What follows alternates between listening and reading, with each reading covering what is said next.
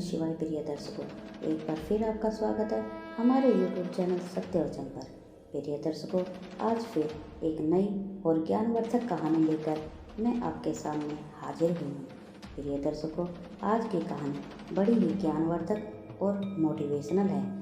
प्रिय दर्शकों, आज की कहानी एक ऐसे शिव भक्त की है जिसकी भक्ति से प्रसन्न होकर भगवान शिव ने समय को कम कर दिया।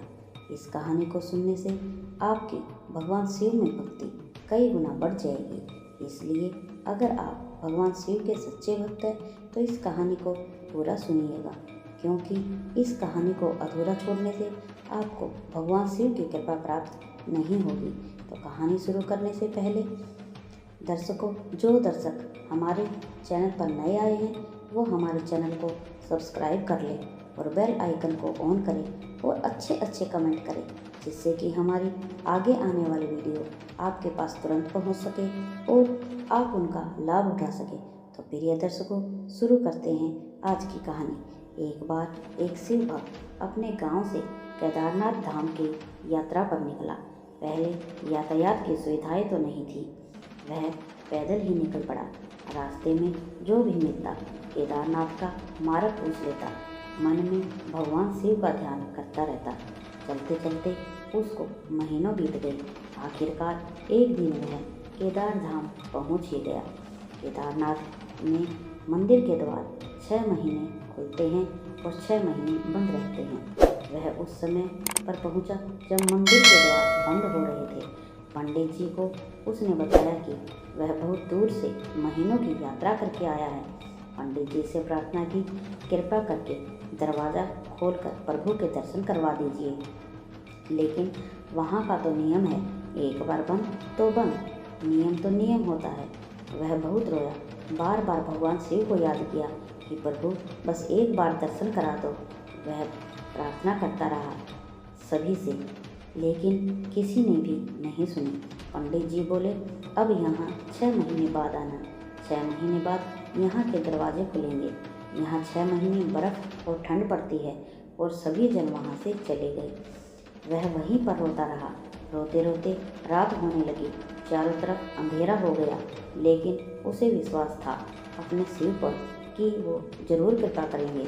उसे बहुत भूख और प्यास भी लग रही थी। उसने किसी की आने की आहट सुनी। देखा एक सन्यासी बाबा उसकी ओर आ रहा है। वह सन्यासी बाबा उसके पास आया और पास में बैठ गया। पूछा, बेटा कहाँ से आए हो? उसने सारा हाल सुना दिया। बोला, मेरा आना यहाँ पर व्यर्थ हो गया बाबा जी। बाबा जी ने उसे समझाया और खाना भी दिया। और फिर बहुत देर तक बाबा उससे बात करते रहे। बाबा जी को उस पर दया आई। वह बोले, बेटा मुझे लगता है सुबह मंदिर जरूर खुलेगा, तुम दर्शन जरूर करोगे। बातों बातों में इस भक्त को ना जाने कब नींद आ गई। सूर्य की मध्यम प्रकाश के साथ भक्त की आंख खुली। उसने इधर उधर बाबा को देखा, किंतु वह कहीं नहीं थे। इससे पहले कि वह कुछ समझ पाता, उसने देखा पंडित जी आ रहे हैं और अपनी पूरी मंडली के साथ। उसने पंडित को प्रणाम किया और बोला, कल आपने तो कहा था मंदिर 6 महीने बंद बाद खुलेगा और इस बीच कोई नहीं आएगा यहाँ, लेकिन आप तो सुबह ही आ गए। पंडित जी ने उसे गौर से देखा और पहचानने की कोशिश की और पूछा, तुम वही हो जो मंदिर का द्वार बंद होने के बाद आए थे, जो मुझे मिले थे? 6 महीने होते ही वापस आ गए? उस आदमी ने आश्चर्य से कहा, नहीं, मैं कहीं नहीं गया। कल ही तो आप मिले थे। रात में मैं यहीं सो गया था, मैं कहीं नहीं गया। पंडित जी ने आश्चर्य का ठिकाना नहीं था। उन्होंने कहा, लेकिन मैं तो 6 महीने पहले मंदिर बंद करके गया था और आज 6 महीने बाद आया हूँ। तुम 6 महीने तक यहाँ पर जिंदा कैसे रह सकते हो? पंडित जी और सारी मंडली हैरान थी। इतनी सर्दी में एक अकेला व्यक्ति कैसे 6 महीने तक जिंदा रह सकता है? तब उस भक्त ने उनको सन्यासी बाबा के मिलने और उनके साथ की गई सारी बातें बता दी कि एक सन्यासी आया, लंबा था, बड़ी बड़ी जटाई, एक हाथ में त्रिशूल, एक हाथ में डमरू लिए, मृगशाला पहने।